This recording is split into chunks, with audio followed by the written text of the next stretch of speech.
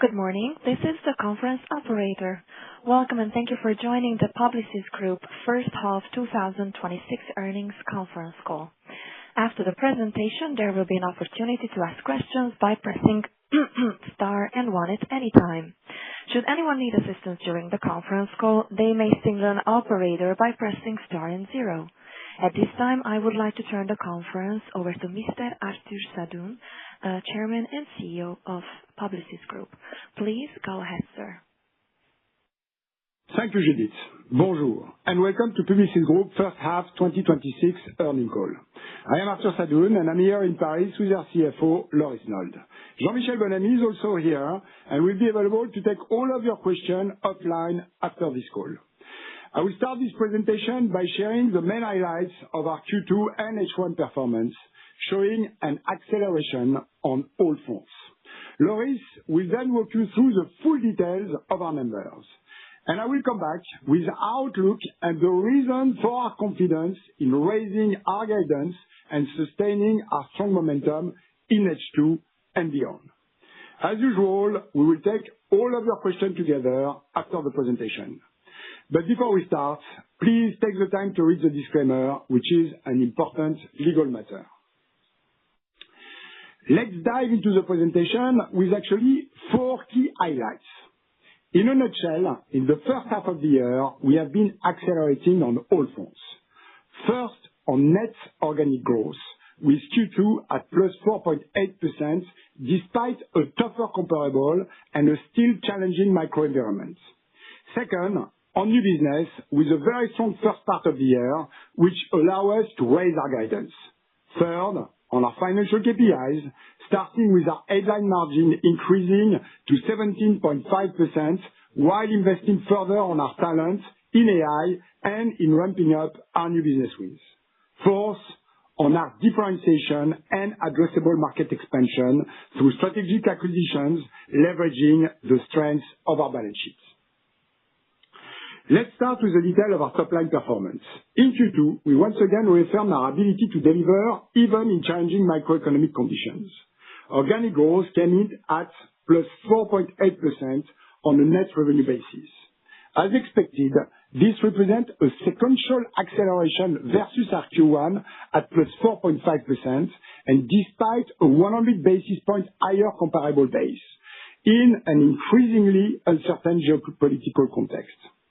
This acceleration was driven by our marketing transformation activities, representing 87% of our net revenue, where we continue to capture a disproportionate share of our client demand for AI-powered services and products. They grew at +6.5% organically in Q2, compared to +5.6% in Q1, ahead of our 6-year CAGR at +5.3%. These contributed to further widening the gap with our peers to 610 basis points in Q2, according to consensus. In detail, Connected Media, representing 62% of our net revenue, delivered a very strong performance again this quarter, at high single-digit growth, accelerating versus Q1. This performance was driven by double-digit growth in Europe and high single-digit growth in the US. It reflects our continued ability to accelerate market share gains thanks to our scaled AI-powered media offering.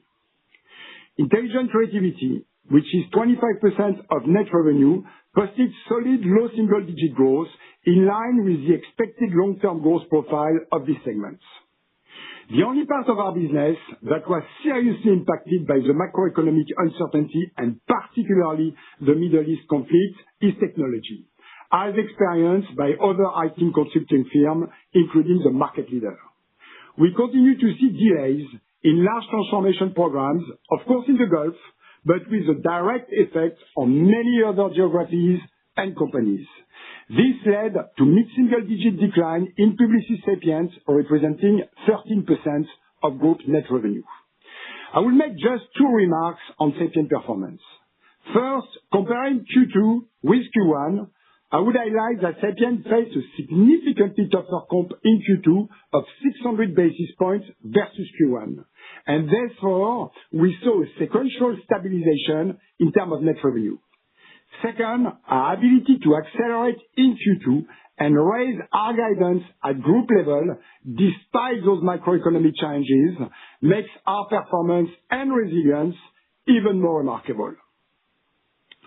Turning to our geographies, we had another strong demonstration of the consistency and resilience of our country model globally.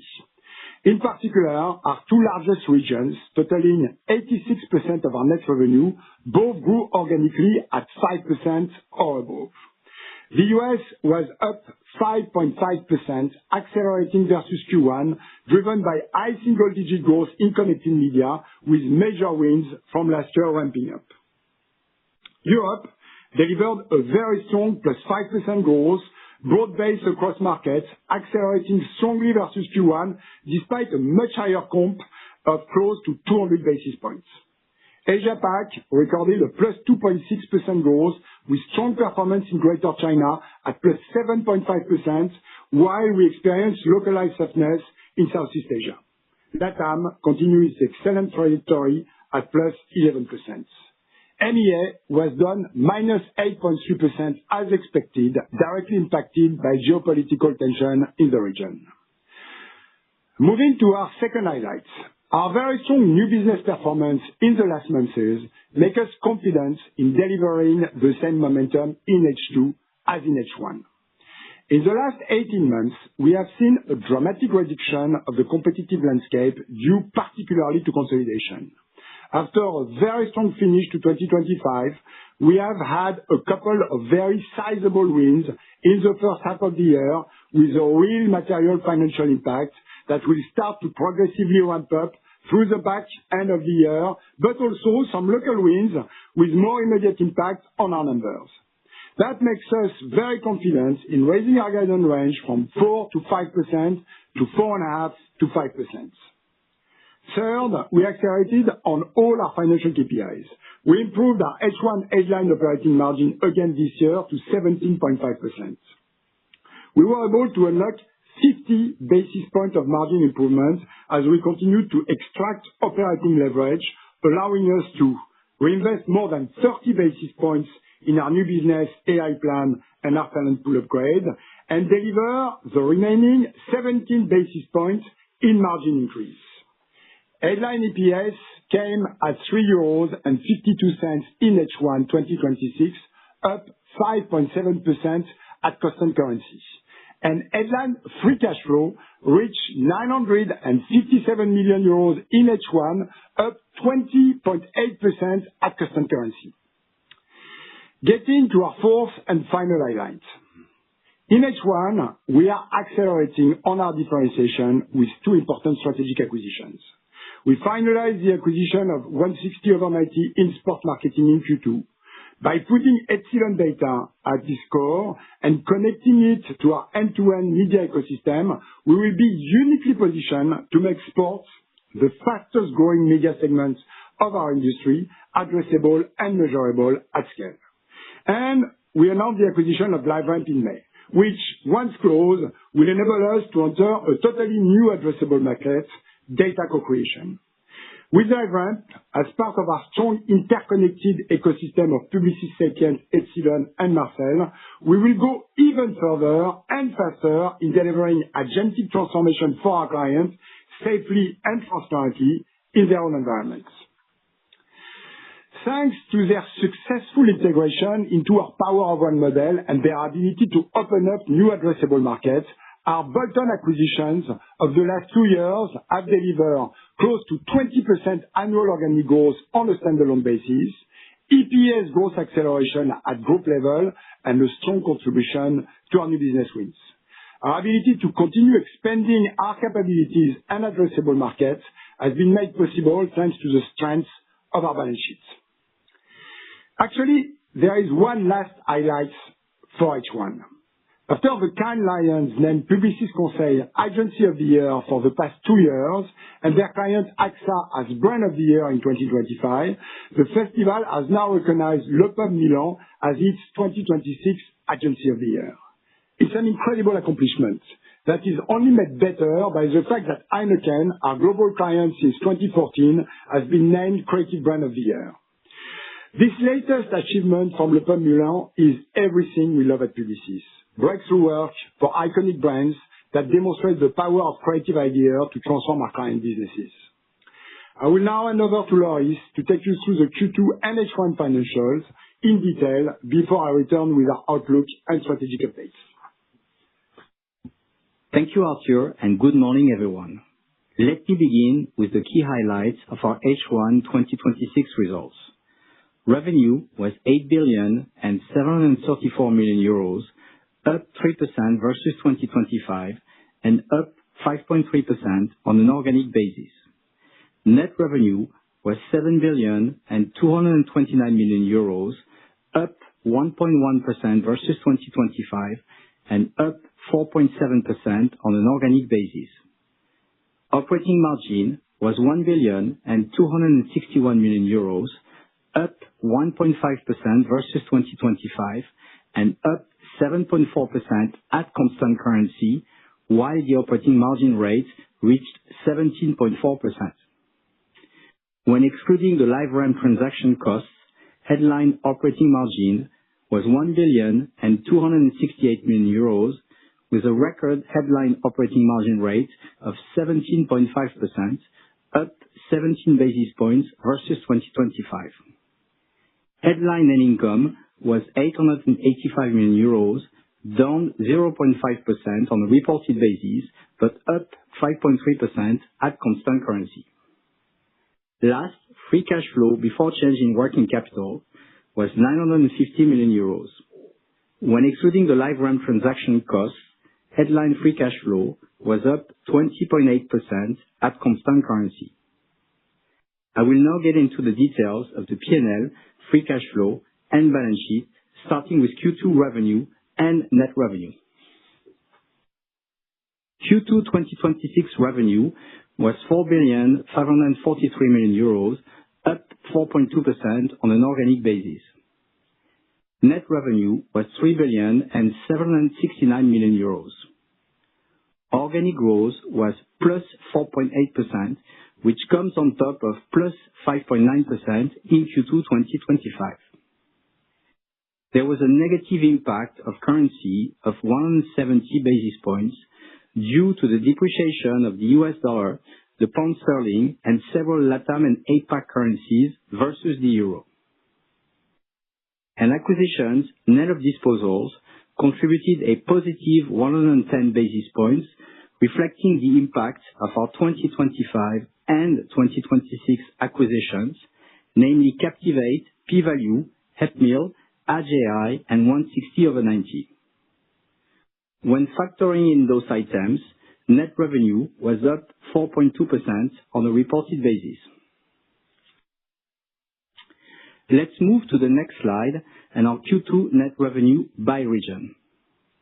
North America was up 5.4% on an organic basis, on top of plus 5.8% in Q2 2025. There was a negative impact of the US dollar versus euro, partly offset by the contribution from acquisitions, and reported revenue was up 4.4% in Q2. Europe delivered plus 5% in organic growth. There was a negative impact of the pound sterling versus euro, leading to a reported growth of plus 4.2% for the region. Asia Pacific posted plus 2.6% organic growth. There too, there was a negative impact of currency depreciation versus euro, offset by the contribution from acquisitions, leading to a reported growth of plus 2.8% in Q2. Latin America continued to perform very strongly and reported plus 11% organic growth. When adding the negative impact of currencies and the contribution of acquisitions, reported growth was at plus 13.5%. And finally, Middle East and Africa was impacted by the geopolitical situation, leading to an organic decline of minus 8.3%. Let's get into more details for each region, starting with North America. In the US, the group's largest geography, which represents 58% of our net revenues, organic growth was +5.5% after +5.3% in Q2 last year. Connected Media was up high single digit and Intelligent Creativity was up mid-single digit, benefiting from new business wins and scope expansions. Technology was down mid-single digit in Q2. Let's now turn to the performance in Europe on the next slide. The UK, which represents 9% of our net revenue, posted a +2.8% organic growth. When excluding technology, organic growth was +8.1%, driven by very strong growth in Connected Media. Technology was down as Publicis Sapient in UK is servicing some clients based in the Middle East. France, which represents 5% of our net revenue, was close to flat. Lastly, our operations in Central and Eastern Europe were up double digits, driven by strong growth in all segments, with Poland, Romania, and Czech Republic performing very well. Turning to the next slide for our performance in the rest of the world. Asia Pacific, which represents 9% of our net revenues, was up 2.6% organically. China continues to be very solid at +7.5% organic growth in Q2, partly mitigated by a softer performance in Southeast Asia, largely due to the impact of the Middle East conflict. Latin America posted a +11% organic growth in Q2, driven by double-digit growth in Connected Media and Intelligent Creativity, in particular in Brazil, Mexico, and Colombia. As mentioned earlier, Middle East and Africa posted an 8.3% organic decline in Q2, with UAE and Lebanon being the most impacted countries as expected. In Q2, we estimated that the conflict in the Middle East had a negative impact of 30 basis points on our net organic growth. For your reference, you'll find on the next slide our H1 2026 performance by region. As you can see, all regions posted a strong organic performance, leading to +4.7% in total for the group, on top of +5.4% in H1 2025. Last, net revenue was up 1.1% on a reported basis. Moving to the next slide and our simplified P&L down to the operating margin. Personnel expenses, excluding restructuring charges, were down 0.6% year-on-year, generating 110 basis points in margin improvement. Restructuring charges increased by 21% due to the continued investment in talent upgrades, with a 17 basis point impact on margin. Other operating expenses, excluding the LiveRamp acquisition costs, were up 7.1%, representing 70 basis points of incremental costs as a percentage of net revenue. Depreciation was up 2.7%, mainly due to increased IT investments. Headline operating margin was 1,268 million euros, up 2.1% versus last year. At constant currency, the increase was +7.4%. Headline operating margin rate was 17.5%, up 17 basis points against the record level of 2025. When including the LiveRamp transaction costs, operating margin was 1,261 million euros. Moving to our next slide and our operating margin bridge. Our headline margin was up by 17 basis points, which includes, first, an improvement of 110 basis points of personnel costs, excluding restructuring charges, driven by three main factors. Some scalability benefits on our 2025 recruitments, combined with some early impact from our gentrification initiatives on task optimization. Some rebalancing between our people cost and G&A when it comes to our AI investments as we rolled out our AI productivity tools to our talents. Some adjustments, including at Publicis Sapient, and our continued cost management discipline, notably when it comes to recruitment in H1. And second, this improvement was mitigated by two factors: a 17 basis points increase in our restructuring charge as we continue to upgrade our talent pool, and a 76 basis points increase in our other costs, reflecting in part higher spending on AI products and tools, and some additional depreciation linked to our IT investments. Moving now to our headline income statement below operating margin and focusing on the main items. Headline net financial expenses were a charge of 62 million euros versus 44 million euros in 2025, mostly attributable to lower interest income for our US dollar cash balance.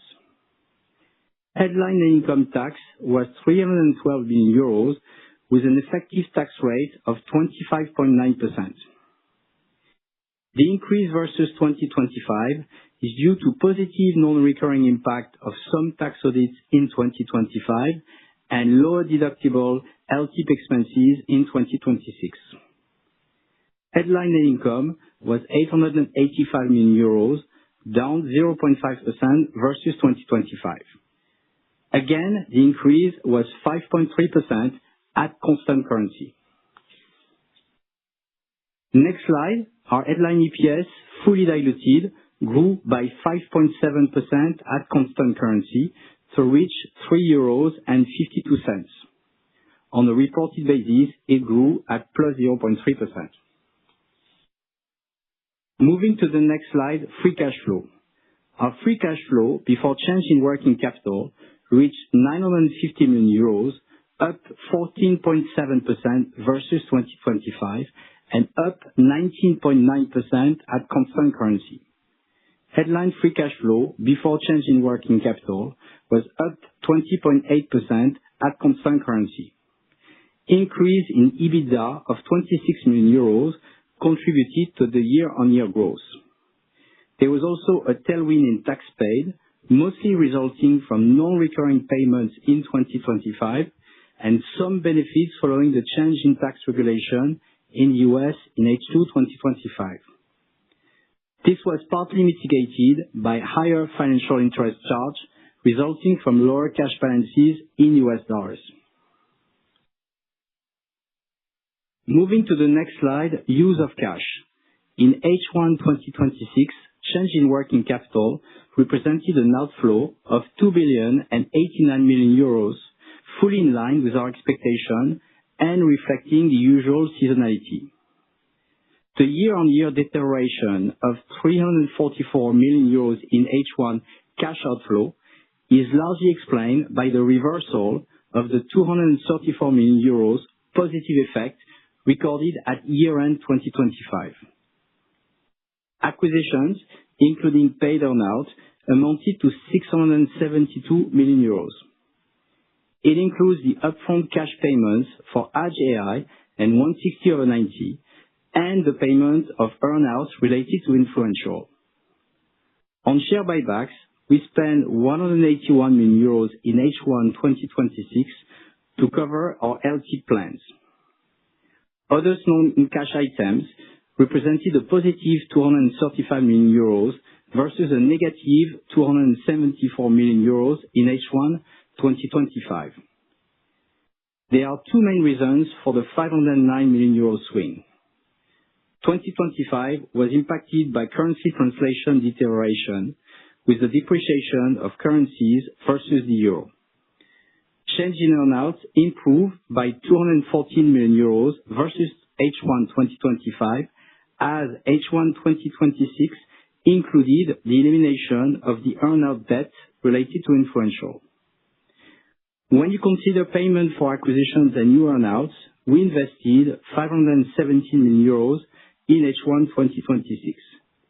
Overall, net cash decreased by 1,763 million euros. Moving to my last slide, net financial debt.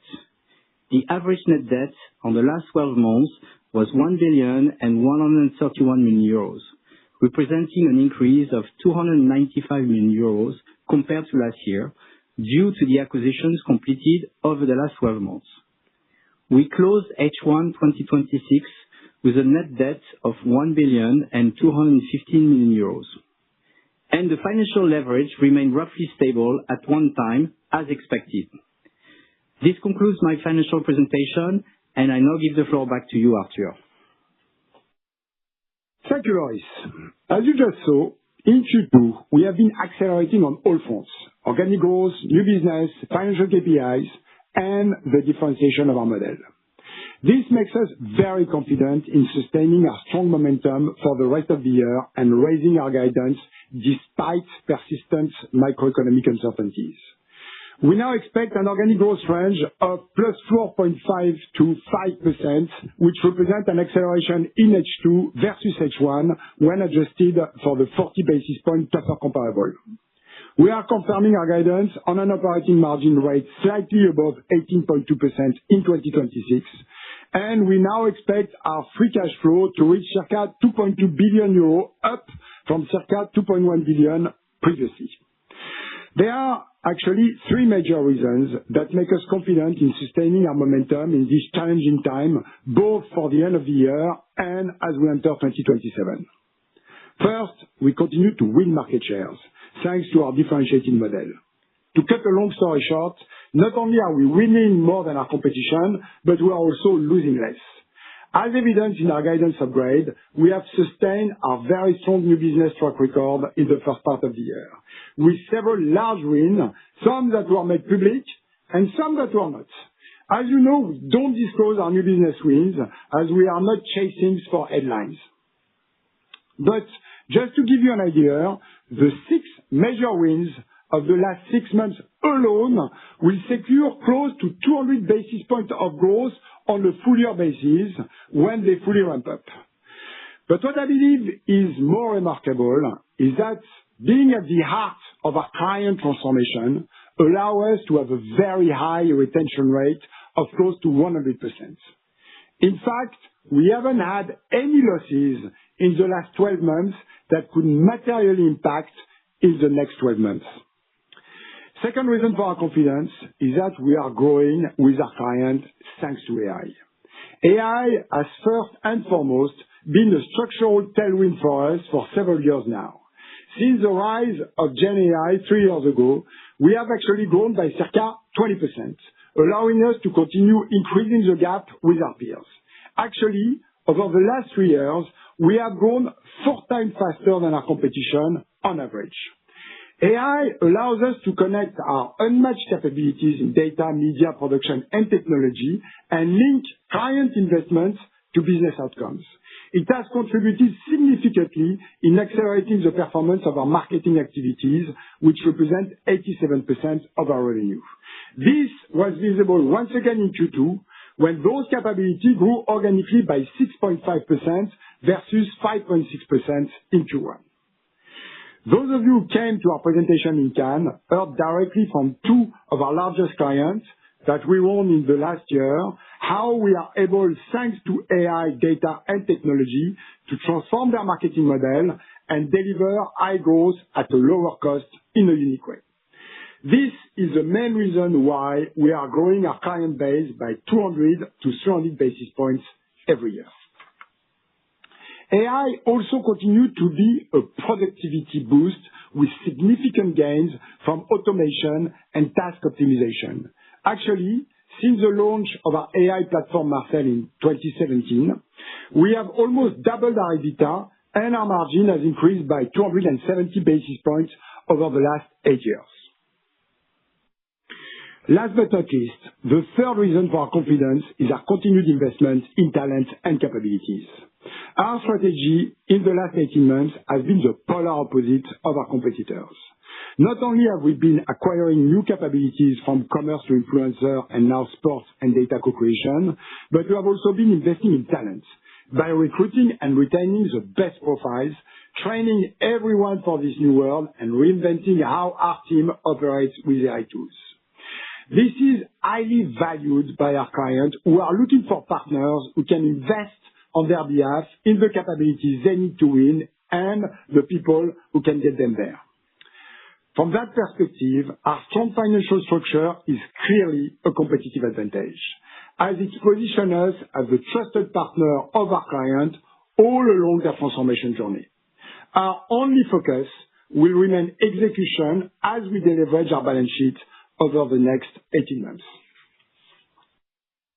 Voilà. As you have seen in H1, not only have we demonstrated once again the consistency and the reliability of our business performance, but we have actually accelerated on every front. This allows us to upgrade our organic growth guidance and improve every financial KPI for the rest of the year despite ongoing macroeconomic difficulties.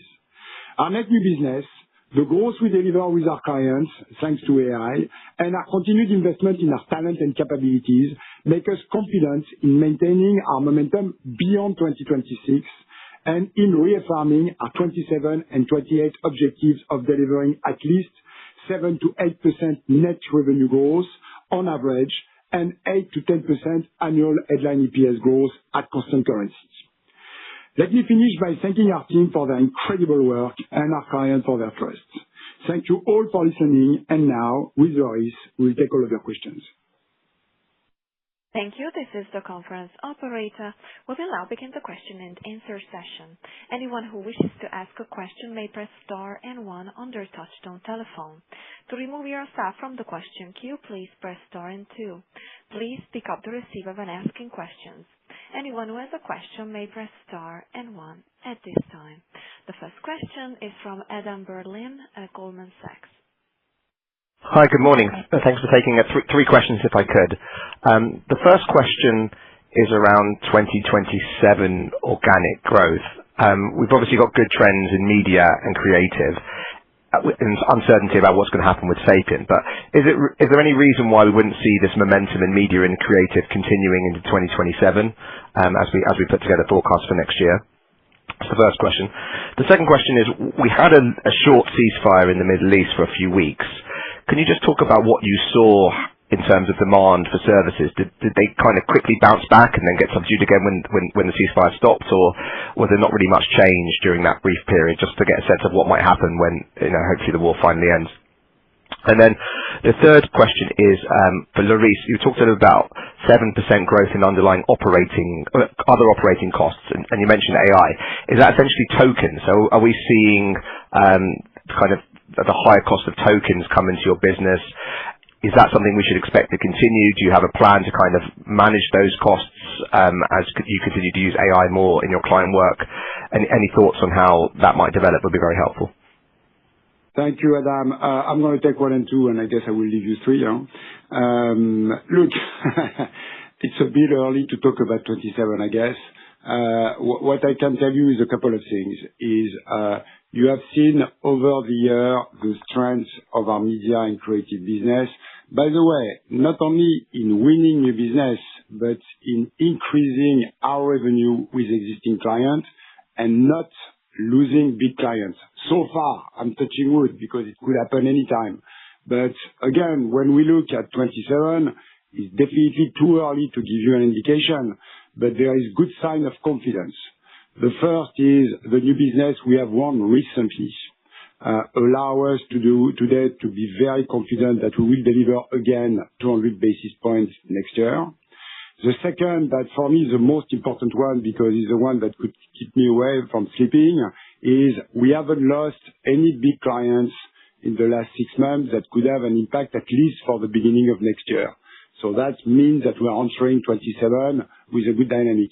And maybe the most important one, Adam, for next year and in general is we have a conjunction at Publicis of 2 incredibly strong factors that again makes us very confident for the future. And this is why we are reiterating our guidance for 27 and 28 is that on one side, you have seen a drastic reduction of the competitive landscape.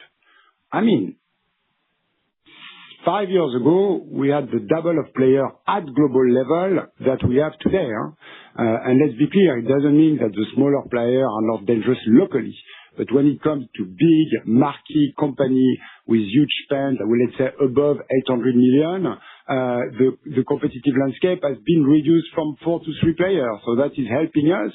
And what is on the top of that is that not only the competitive landscape is reducing, but on the other hand, our addressable market is just increasing. This is why we have insisted on the 20% growth of our bolt-on acquisition.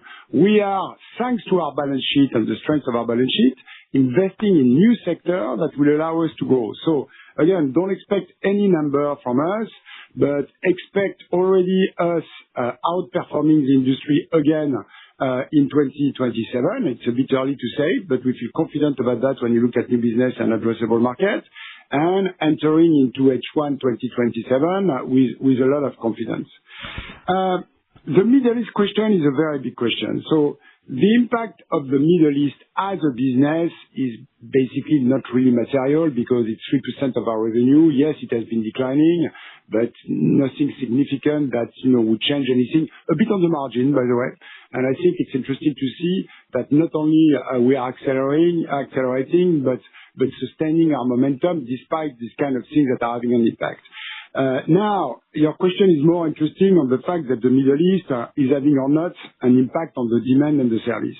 I think that, again, if I take a step back, you need to look at those challenging times that our clients are having a very different attitude when it comes to OPEX and CAPEX investments.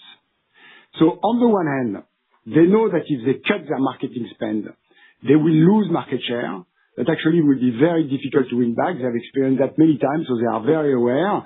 And honestly, this is why, despite the conflict in the Middle East, we continue to capture a disproportionate share of our client demand when it comes to AI-powered marketing services and products. I mean, again, it's 87% of our business, and it has been growing in Q2 by 6.5%.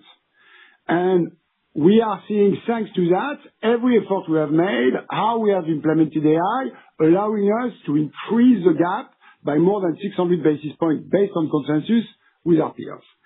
Where there is a difficulty is that, on the other hand, the lack of visibility that is due to these geopolitical events are actually now coming back on the top. And it's true that it led all of our clients in the IT services to delay further their large discretionary expenditure that are more about CAPEX in this case. And this wait-and-see attitude, honestly, has been very well drafted by the competitors of Sapiens, and particularly the leader, so I won't insist on that.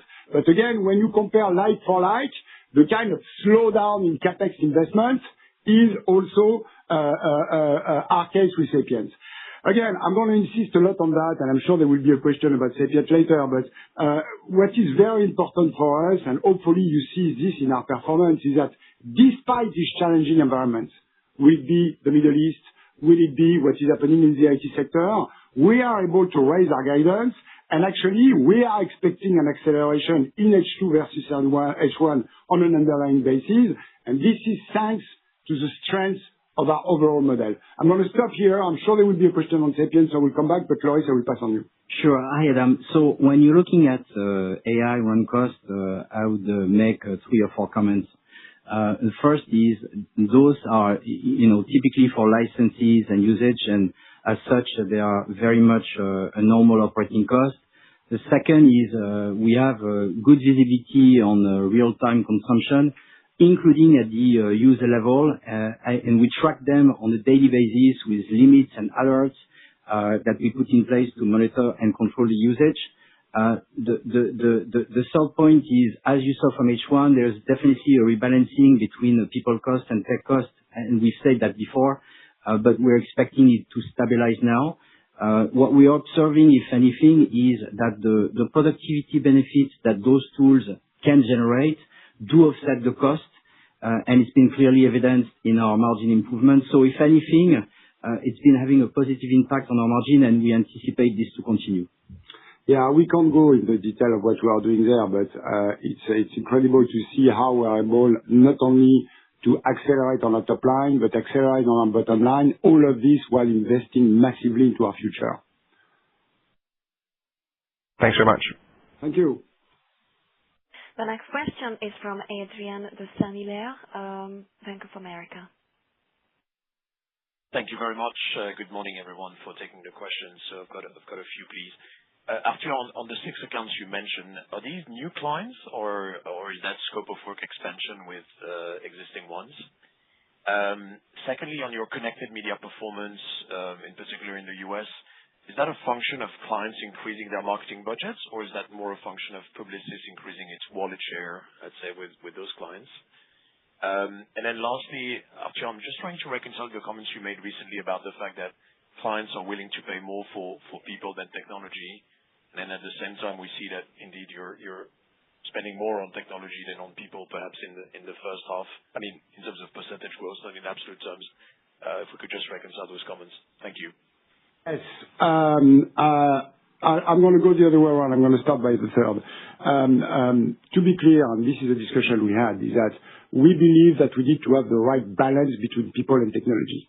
I like, and I know it's a bit provocative in the AI world, but I like to say that we are still a service business. We are a service business with the best capabilities of our industry and beyond in data technology, and of course AI. But the truth is, the reason why we have been performing so well today is that we have the right balance between the best people of the industries and unique capabilities, all of this working through the power of one. And by the way, if you look outside of the holding company world, even in the LLM world or in the tech world, the companies that are thriving today are the ones that have this good balance between service and product. Because again, and maybe the question will come back later, AI is very difficult to implement at an enterprise level. It's difficult to scale. It's very expensive. It doesn't deliver business outcome immediately. And so yes, you need the best capabilities, but you also need the right people to take the client by the hand and bring him to this. And this is why, by the way, we continue to invest in our talent, and the least we can say is that we also invest in our capabilities. Connected media in the US. Now, the truth is, we are winning market share, and I'll come back to that on new business. Clients are spending more with us. I'm not even talking about new business because your question was more on our clients. The reason why we can go 200 to 300 basis points with our clients, and actually it's way more when you look at connected media, is exactly for the reason I explained earlier about the addressable markets. When you take leadership in the influencer world, you see your revenue grow. You win in new business, but you see your revenue grow. When you invest heavily in agentic commerce, you see your revenue grow. Tomorrow, when we're going to invest, or actually when we're going to scale sports and make it addressable and measurable, we're going to see our revenue grow. So we are continuing to nourish through new capabilities our connected media system and of course our clients, and we are growing from there basically. Now, coming back to your question on new business, let me take a second on that and try to wrap up a lot of things that has been said, because I know there have been a lot of questions in the recent weeks. And again, this morning, we already received a few. I mean, first of all, and you would remember that, we had a very good finish of 2025, very high finish. And the truth is, we also had a very strong first half of the year when it comes to overall new business. Basically, and honestly, thanks to the differentiation of our model, but also because, as I said before, the competitive landscape has been dramatically reduced and some players have been a bit distracted recently. So what we wanted to give you, again, as in everything we are doing today, is give you clarity, visibility, okay? And so we basically had 6 major wins, which are, to answer your question, new accounts. It's new clients. If it's an existing client, it goes into our client growth. If it's a new business, is that it's a new client. And this has allowed us, those new clients, those 6 new clients, has allowed us to roughly deliver, we will deliver, thanks to those wins, 200 basis points of contribution on a full year basis. I mean, we are talking here about 300 million euros of net new revenue for the group. I think it's important to understand the magnitude of what we're talking to, okay? And to give you a bit more of color, because I think it's important, this is going to ramp up, but out of the 200 basis points, there will be only 50 basis points this year. This is why, by the way, we are upgrading our guidance, because now we feel confident that with those 50 basis points, we can upgrade our guidance. And the other 150 is going to be for 2027, though the question I had before, which again makes us confident for next year. Now, I know it's a bit complicated, and I'm sorry, because as you know, we don't comment on new business wins. We don't give you names. we don't talk to the press, and because we don't talk to the trade press about what we win, there are some things that you can see and other that you can't. And we have a big question about that has come many times, which is, okay, some of your competitors have been claiming basically for the last 3 quarters, through actually big headlines, that they have done even better than us. Okay? Let's be clear. If it's not only headlines, it should translate after what is 9 months into their numbers and their performance starting now. And honestly, this would be great for the industry because we need our peers to do well. So if they are doing even better, great. But I think what is important for you to take out of that is what matters is not the press headline, is how what we win translates into growth and margin. And I guess when you look at the last 7 years where we have been number 1 in the business, we have made a good case out of that. And again, I'm sorry we are not disclosing more than this, but for many reasons, we have decided to stop a couple of years ago. And as you can see in our performance, it has pretty helped us. So I'm going to stop there. I know I'm talking too much. So now I'm going to make a shorter answer. Because I'm very frustrated about the Tuesday game, so I'm trying to recover. Let's go. The game, the soccer. Next question. The next question is from Jérôme Baudin, ODDO BHF. Yes, good morning, all. 3 questions on my side. The first one, just to follow up on the Middle East question. So can you just precise what's the assumption in your guidance? So you said a drag of 30 basis points in Q2. So is that the assumption for H2? And same question for Sapient. Is the assumption a decline of meeting a digit? So that's my first question. The second one is on Sapient. So you have not said much so far about the Microsoft partnership. So I don't know if that's the right timing, but I would be curious to have a bit more color on how the relationship is evolving, and in particular on the go-to-market and revenue generation. And staying on Sapient, so you said when you announced the acquisition that LiveRamp will be integrated within Sapient. So could you just help us to understand the rationale beyond this move? Is it mainly an organization question, so to make sure that LiveRamp will be seen as independent from Epsilon, or is it also a commercial decision to leverage the Sapient client relationship and Salesforce? Thank you. Thank you very much. I'm going to start very quickly on the LiveRamp question. It won't be part of Sapient. It will be part of technology, to be very clear, because it's a tech company and it's a product company by essence. Again, I will be very, very pleased to answer your question once we close, but there is very little I can say for the moment more than what I said during the call. So again, it's going to be in technology, but not part of Sapient. And by the way, as we are on that, we talked the day of the acquisition. Since then, honestly, the reaction from our clients has been extremely positive. And to come back to one point that has to do with tech, as you might have read here and there, our competition have raised an issue about neutrality. And the truth is that for our clients, this is a non-event, all of them. And the reason why it's a non-event, which come back to your question, is that you need to understand that LiveRamp technology is neutral by design. LiveRamp is a technology, is a platform of data collaboration. And so it will live within our technology. It will work particularly with Sapient to build agents for sure. But more than that, at the moment, it's very difficult for me to tell you. We need to go through the process, and then I promise we'll have a lot of time to answer all of your questions. On Microsoft, again, we don't talk about any particular client, so I won't be able to give you much more detail, although the relationship is very, very strong. But maybe I use this opportunity and then I'll pass on to you on the Middle East, and you will start by Sapient, I guess, and then go on to the guidance, to tell you a couple of things about Sapient that hopefully will start to answer your question. First, as we say, like the rest of the IT consulting industry that you know well, we are experiencing a slowdown that is only amplified by the Middle East crisis. We talked about that, okay?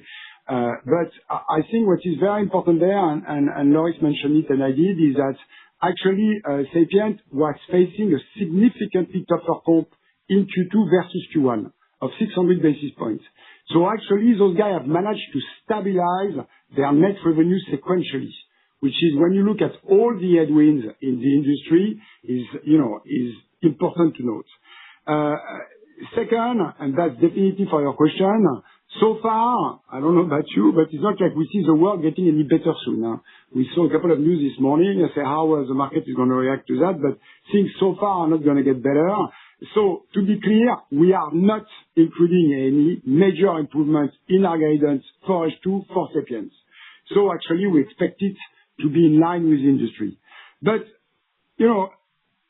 what is important there is that Sapiens only represent 13% of our revenue. And I think this is something that we need to insist on.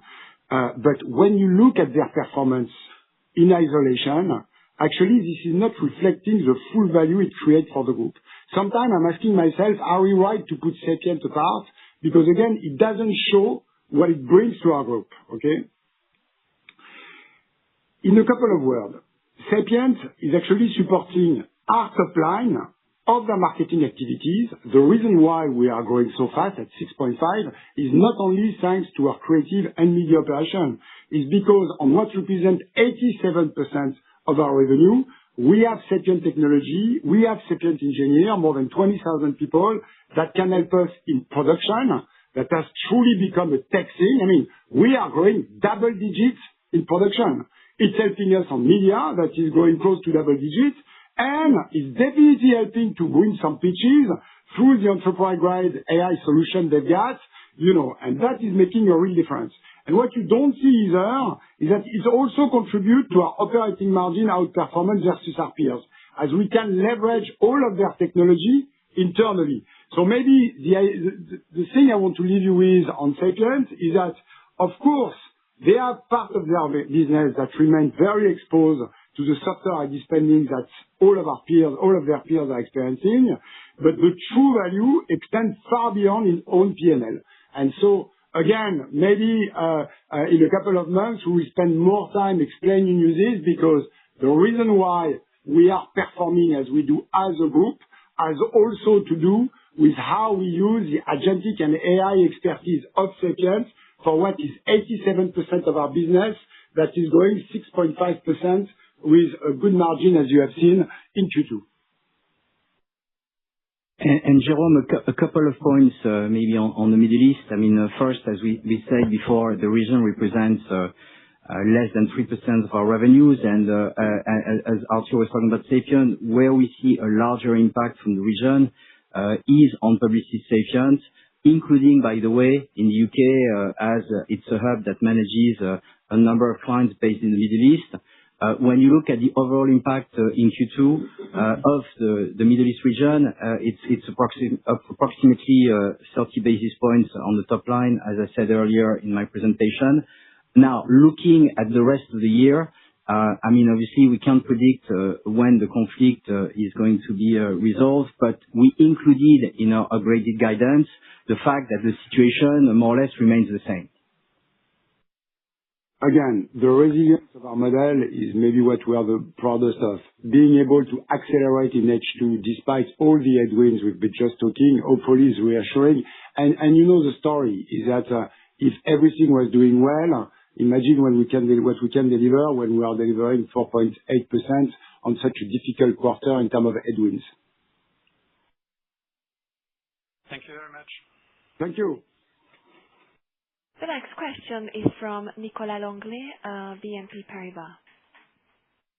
Yes, hello, good morning everyone. I've got 3 questions. First one on the full year guidance. So what has to go right to land at the top end of your organic sales change guidance? Do you need a better macro, or potentially the underlying momentum on connected media could be sufficient to reach the high end? Second question on the pitch environment. How would you characterize the current pipeline? And would you say you see more offensive opportunities for the group in H2 compared to H1? And finally, on personnel costs, so they were down 90 basis points in H1. Loris, you mentioned the rebalancing and the adjustment at Sapient. So what would have been the decline on underlying basis? And looking ahead, should we expect the gap between net revenue and personnel cost growth to widen from here or to stay roughly at the current level? Thank you. Thank you, Nicolas. So for those that just joined, again, I'm going to start with the guidance. So as you know, we are now expecting our net organic growth to reach roughly between 4.5 to 5, which is an upgrade. And more importantly, this means that we're going to outperform by far our industry for the 7 years in a row. To come back to your question, I will make a couple of comments. First, again, we told you we want to give you visibility. I think it's important to see that we are expecting Q3 and Q4 to be within this new guidance, okay? So again, sustained momentum, to come back to your question about what we have been doing. Second, and we have been insisting on that, but we see the same dynamic between H1 and H2, and actually we see an acceleration when you look at the underlying basis as the comp is tougher. And to come back to your point, honestly, what will make us able to reach the higher end of the guidance is that the macro condition needs to improve. They need to improve a bit. We see the lever to get there. Don't get me wrong. We are making sure that we are anticipating a world that doesn't change that much now. But if it were to improve for any reason, yes, we should be able to reach the higher end of our guidance. On pitch activity, I mean, it's busy. It's a busy time, and I think that there is some good news and less good news, I would say. The first good news is that, clients every day understand more that with the rise of AI, they have to choose their partner, and we talked about that, primarily on capabilities and talents. And that's the reason why we're winning. And by the way, the pitch are shorter, they are more on capabilities, and clients understand this need, so much so that in some cases, actually, we are not pitching anymore and winning without a pitch, just about the client kicking the tires. We have a couple of examples on that. Some of them, by the way, are not public. The second good news, I already talked about it, is that the competitive landscape is reducing. So this, of course, improves the chance of the leaders to win. And as we are one of them, it's improving our chance to win. I would say the only less good news is that the financial pressure of some of our other players in our industry has led to some pricing behavior sometimes that are not right. The truth, and you know how we behave on that, we are trying not to participate when we anticipate that the client is going to be really price-driven, which we understand perfectly, but we are not interested by that. We have actually passed in H1 roughly 6 pitches around that because we thought it would be only price-driven. But let's be clear, this is not the norm. And I want to insist on that, and that's something that actually is very encouraging, is that clients now understand the value of what we bring. And although, of course, believe me, they ask for very competitive offer, most of them know that the outcome should be a win-win relationship. You really need to get that. By the way, it's pretty funny because many, by the way, were saying that AI will be an headwind for us. Not only it is a tailwind when you look at our number, I talked about that, we grew by 20%, we doubled our EBITDA, but even more importantly, AI creates a more complex world. And it means that our clients, more than ever, need the right capabilities and the right people. And this helped us also in terms of new business.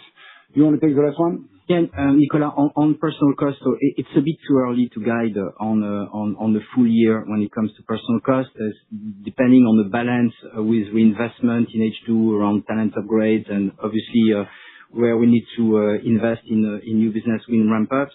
But you should assume that personal costs go down as a percentage of revenue this year. And as I said earlier, it's a combination of a few factors. Maybe it's worth repeating some of them. One, we had some scalability benefit in some of our recruitments of 2025, to which you need to add the early impact of the initiative we've launched when it comes to processes and task optimization through agentic AI. Definitely the rebalancing that I spoke about on people cost and G&A when it comes to AI investment as we rolled out those productivity tools. But that again should stabilize, given, the investments were already made. And then the adjustment that we see here and there, including at Publicis Sapient. But again, what's important is that we confirm the slight improvement in our margin for the full year. Understood. Thank you. Merci. The next question is from Ciaran Donnelly, Citi. Thanks, and thanks for the presentation. Most of the questions have been asked, but I've just got a couple left. Arthur, actually, one was on the point you just alluded to in terms of increasing complexity. Something we heard at Cannes quite consistently was, the shift from traditional search to generative search is leading to this increasing complexity, which is making them rely on their agency partners more. But actually, one of the other things we heard across the board was that it's leading to marketers moving up the funnel in terms of their approach to remaining visible in generative search. Can you just comment on whether you have seen that come true and whether this is going to be a positive tailwind for not just this year, but obviously next few years? And then just on your comments around AI productivity, I'm just interested in terms of any internal KPIs you're looking at to try and quantify that, and if you can help us understand that as a revenue per head, or how are you guys trying to quantify the ROI benefit from the AI investment you've made? Thank you very much. I'm realizing that I'm talking too much and that the hour has already passed, so I'm going to make a shorter answer on that. You're raising, of course, very, very important question about, how new search, particular GEO, will raise. I will make just one comment that hopefully tell you how bullish and ambitious we are about what is happening, is that 3 years from now, 50% of the content that we are producing today won't be for human, but for machine. We will continue to produce as much content for human, but we will have to produce double of content for machine.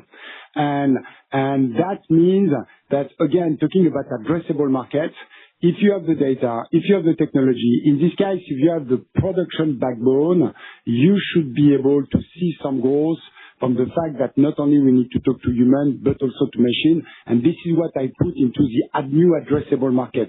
These are areas where we have a lot of opportunities. Because, and I will close by that, because we have the capabilities.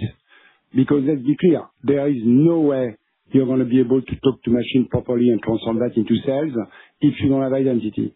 Because at the end of the day, you need an anchor that will allow you to see a person. And sorry to be a bit technical, but when the LLMs go onto the web to look for something, there is no digital trace of a consumer. So if you don't have an identity to make sure that you can link your investment to business outcome, you're basically blind. And that's where we have a big advantage. So on the topic of AI productivity gains, I think there's probably 3 things that are important to say. The first is, and Arthur said it earlier, it's early days. And so we need to remain very cautious. I don't need to go back on all the recent studies, including the MIT one, that shows that 95% of AI pilot turn no or negligible ROI, and it's largely due to what we said earlier, which is the complexity and the cost. More specifically, when it comes to us, I think it's safe to say that we have not lost a minute, and we've been executing what is largely a 2-step plan. The first, and I mentioned this earlier, we've been looking at certain tasks and manual processes, and we are aiming to cut volume of those tasks by an average of 25%, and then scaling it across the operation, and that is well underway. And the second point is, as it was mentioned earlier, through our partnership with Microsoft, we've essentially equipped and trained the vast majority of our 110,000 or so talents with AI productivity tools, and it's really helping them work faster, better, and most importantly, focus on higher value work. The third point that I would make is, and probably the best KPI you can look at, is that our AI plan is delivering a margin improvement. And so again, we generated 17 basis points of margin improvement in H1 after reinvesting what was around 30 basis points, of our efficiency gains into talent upgrades and overall our AI plan. So if you look at what's in front of us, I would say that this plan should allow us to sustain our margin improvement commitment while continuing to invest in transforming our talent pool. Thank you. Hello? The next question is from Conor O'Shea, Kepler Cheuvreux. Yes, thank you. Just three quick questions from my side as well. Just to come back on the tailwind from new wins secured in the first half that will benefit the second half and 2027. I think also you mentioned 200 basis points. From memory, I think in previous quarters, after a very strong 25, it was closer to 250 basis points, if I remember right. Is that suggesting at the moment it's slightly weaker in terms of the contribution, although still very good with a lot of new business in play, or am I reading too much into that? And then a couple of quick questions maybe for Lois. In terms of the UK business, can you give us a sense of what proportion of the UK business is the tech activity?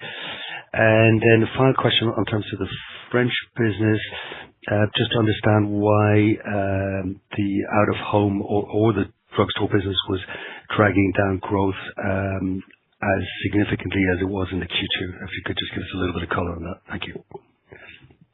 So first of all, don't read too much into what we said. It's actually a very, very good new business track record for this year. We're going to reach 250 basis points this year. This is why we are upgrading our margin. So our guidance, sorry, not our margin. And we feel very strong about the dynamics. Finishing H1 with 250 basis points of new business for 2026 and already feeling good for 2027 is the best position we can be in at the moment, honestly. So only good news on that front. You want to talk quickly about UK and France? Yeah, I mean, on the UK, when you look at the overall performance, as I said earlier, excluding the tech business, we're at 8.1% in the quarter, so we continue delivering very strong performance, primarily driven by actually both connected media and intelligent creativity, and a lot of new business and market share wins.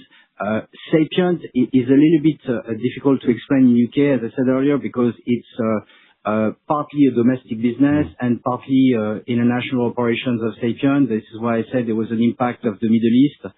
And so it's servicing a number of markets from the UK base. And so if you look at the revenue that it generates, it's probably close to 30% of the total group revenue in the UK, but not all of it is UK specific. So it's hard to isolate the performance in the UK. On France, it's the difference between the 4% and what I said in my earlier remark, which is France was flat, is the impact of the outdoor business, which is media transport. It's largely a phasing and a comparable effect, and then the retail business, which is the drugstore, which is fairly small in our operations. But Conor, thank you for raising the question, because we talk a lot about the US, and you have seen how our media and creative operations are performing actually beyond 6 or 7%. But what is very encouraging is that we see the same kind of trend in our number 2 country, which is the UK. Loris just told you. I mean, 4% for France.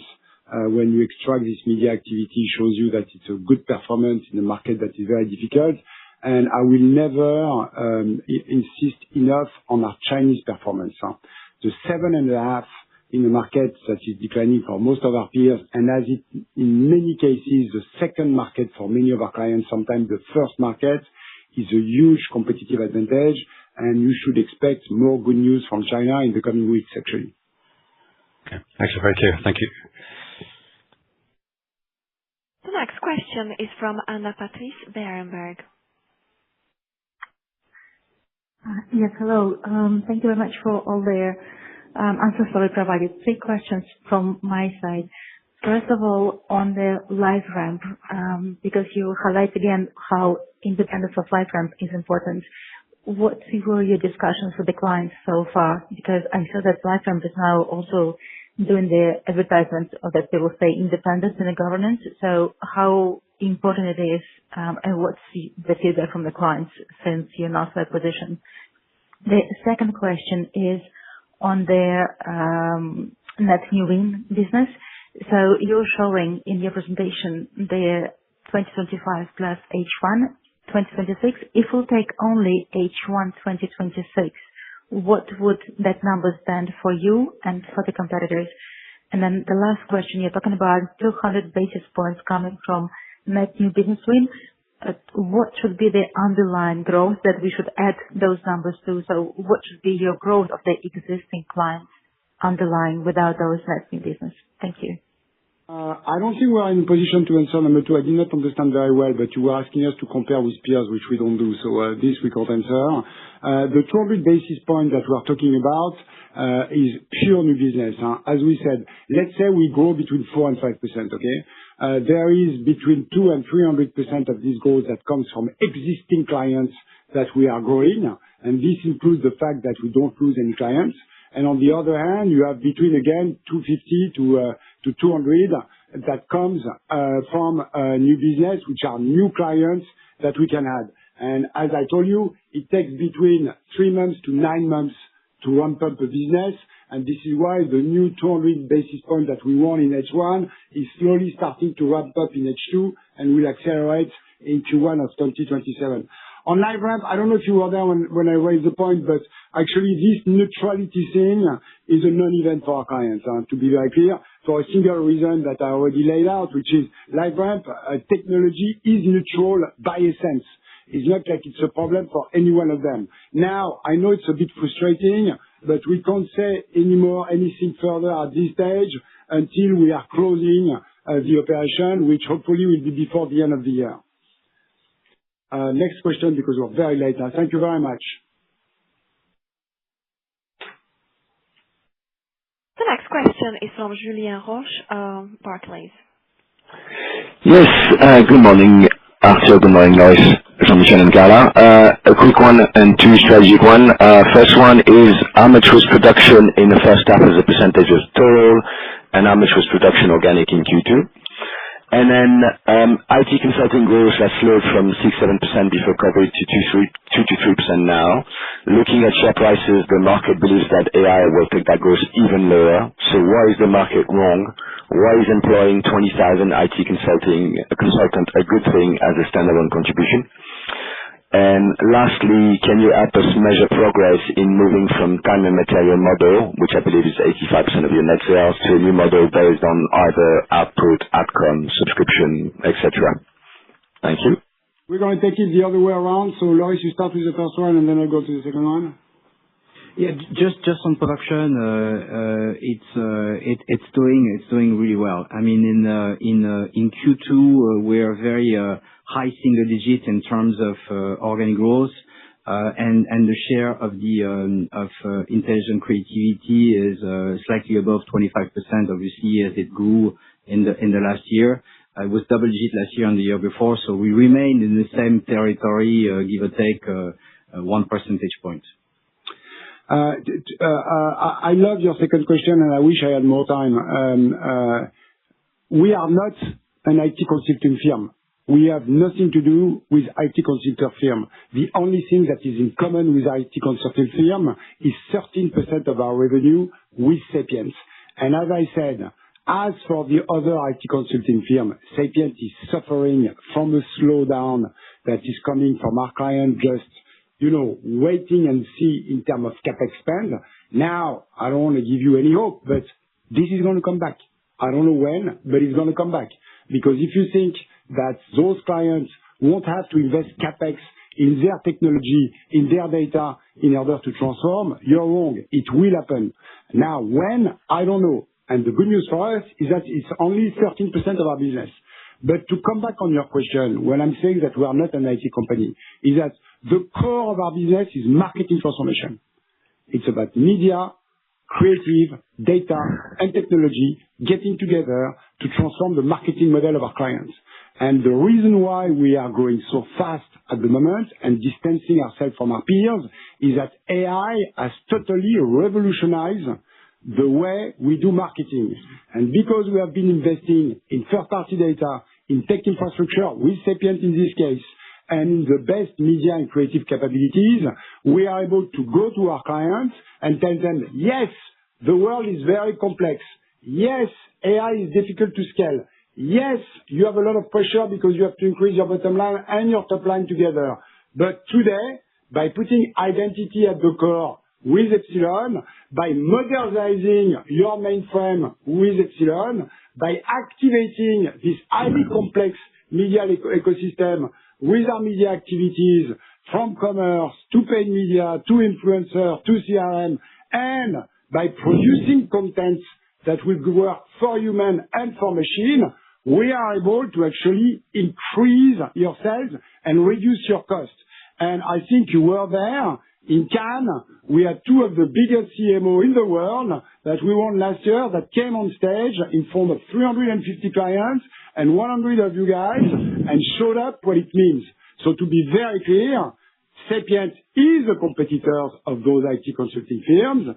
It is suffering as they do at the moment, but what they bring within Publicis for us to really win in marketing transformation is what is making the difference and actually allowing us, despite all the tailwinds, to deliver 6.5% of growth on what is 87% of our business on a margin that is only improving.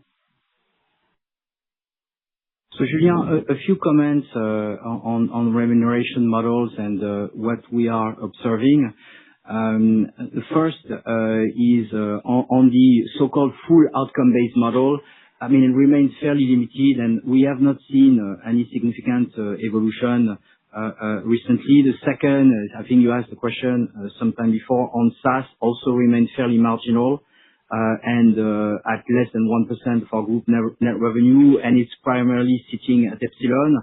The third part is, as you described, the overwhelming majority of our range from headcount-based to time and materials, more specifically at Publicis Sapient, but all of them include some variable elements, usually under the form of bonuses and maluses, but that's for a limited portion of the total remuneration. And if you look at this variable portion, based on those predetermined KPI, they represent roughly 10% on average of our total remuneration for our existing contracts.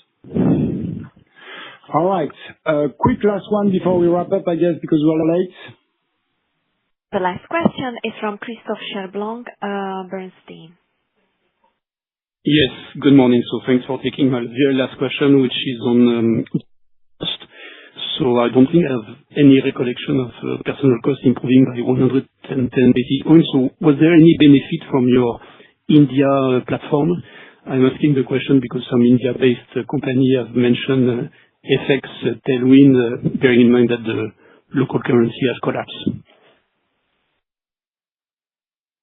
I wouldn't, qualify this as offshoring, sort of benefits. For the most part, I think we've driven offshoring quite a lot in the past few years already. I go back to what I said earlier, which is definitely a scalability benefit of the recruitment that we had in 2025.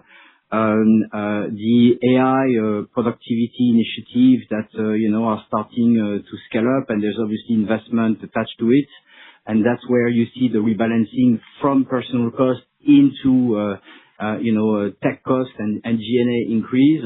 And then we've had some adjustments, normal adjustment on the business, including at Publicis Sapient, given the top line performance that has been softer. So that's normal course of business, if you will. But we're definitely planning on a lower personal cost number for the landing this year.